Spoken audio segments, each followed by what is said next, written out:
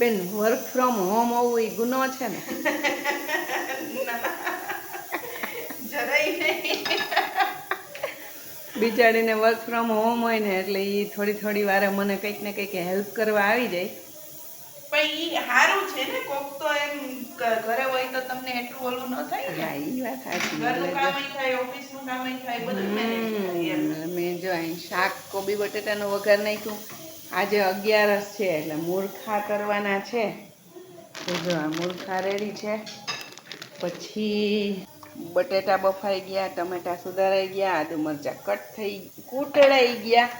એટલે સૂકી ભાજી કરવાની છે. તાર ડેડીને ને અવનીને તો 11 હોય. યસ. એટલે અમે કોબી બટેટાનું શાક ને રોટલી કરવાના છે. તો કૃષ્ણ આવી ગયા, હાલો મમ્મી તમને રોટલી કરી દો. એટલે આપણે ખુશમ ખુશ એમ. રેડી થઈ ગઈ થાળી? ઓ થાળી રેડી હો. જો ટમેટાના મૂળખા છે, આ બટેટાના મૂળખા છે, સૂકી ભાજી, કોબી બટેટાનું શાક, રોટલી, છાશ. અને સવારે કૃષ્ણા ફઈને કાકીમાં આવ્યા હતા ને ત્યાં સુધીમાં મેં આ ચેવડો બનાવી લીધો હતો. હવે આ દિવાળી આવે છે. દિવાળી આવે ને એટલે ચેવડો બની ગયો. હવે આજે ગોળ પાપડી મોહનથાળ ને એવું બનાવવું, પણ પેટ પૂજા પહેલા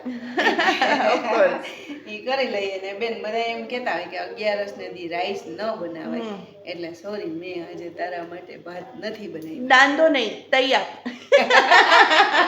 હવે તનિષાને અમારા ઘરમાં નહીં હોય તો સાંજ સુધીમાં 50 વાર યાદ કરવામાં આવે. કંઈ પણ એને ના પાડો ને તમે. તનિષા એટલે મારા નણંદની નાની બેબી, જે 3-3.5 વર્ષની થઈ. એને કંઈ પણ તમે એમ કહો ને કે તનુ આ ના કરાય, દાંધો નહીં તઈ આપ. વાંધો નહીં, કરી આપે. વાંધો નહીં, કરી આપે. દાંધો નહીં તઈ આપ. એટલે મેં આજે રાઈસ નથી કર્યા બેન. દાંધો નહીં, તૈયાર. તો આવું છે મસ્ત. હાલો આવી જાવ, જમી લઈએ બધે.